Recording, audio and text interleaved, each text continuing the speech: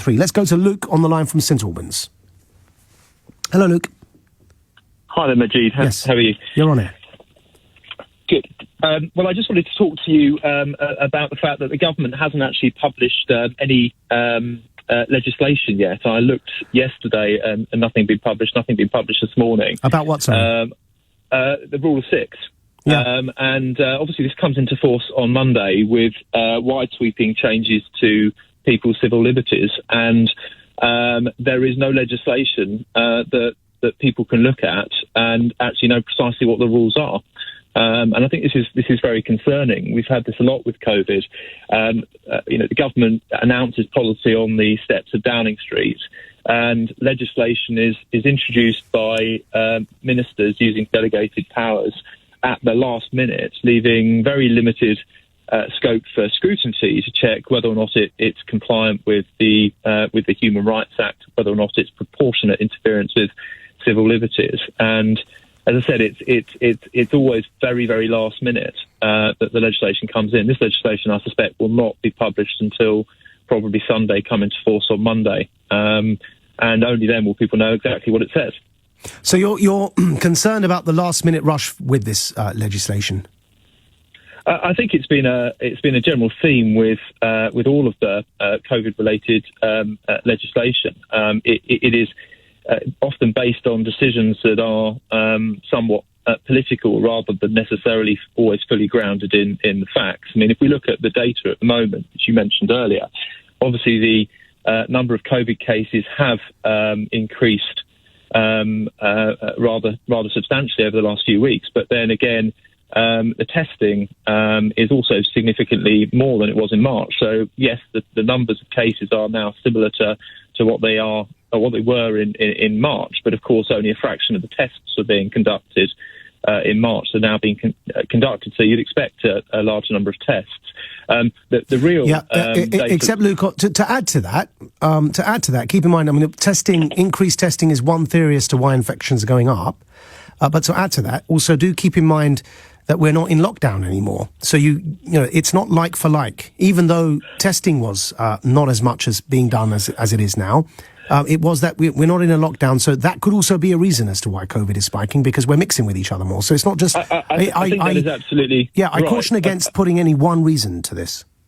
Yeah, no, I think that's absolutely right. I mean, there's no doubt that the cases will naturally increase as the restrictions lift, and it's the trade-off, isn't it, between the restrictions on people's lives and the effect that it has on the economy, vis-a-vis the fact that people's lives will be saved with the most stringent of restrictions. I mean, I think that the thing at the moment is that the death statistics are extremely low, and that's true. There is very little public dialogue about the deaths which are caused by the restrictions. We've heard anecdotal evidence of the fact that people have not been going to hospital appointments, people haven't been having cancer treatments, etc. There's the effects on mental health, etc. But we seem to be obsessed with putting in restrictions on people's lives that are designed to prevent the spread of COVID without properly analysing the restriction or the other effects that the restrictions are having. And I think all of this remains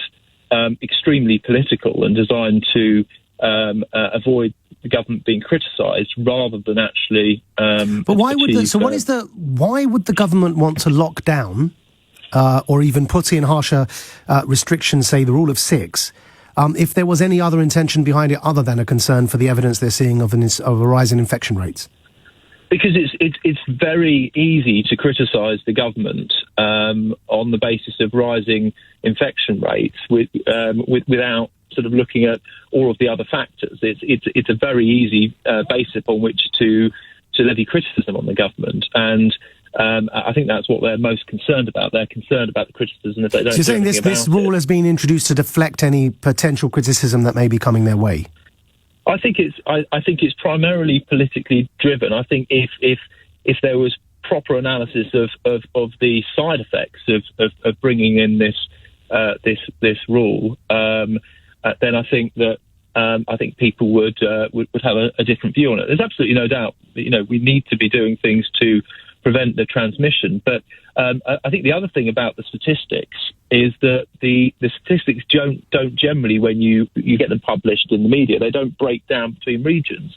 London still has relatively low rates of COVID, and the most likely explanation for that, given that London is so dense and you'd expect there to be a spike there, is that herd immunity has meant that the cases of COVID are not transmitting in London anywhere near them as much as they are in other areas. I mean, that's the only possible explanation. That's a theory that would rely on the idea that COVID obviously came to London first prior to coming to any other UK city, so it would follow that the infections in London had been more widespread during the initial spike than any other place in the country, so that by the time the lockdown kicked in, other cities hadn't yet been exposed to the coronavirus in the way that London had. So there is a logic to that explanation.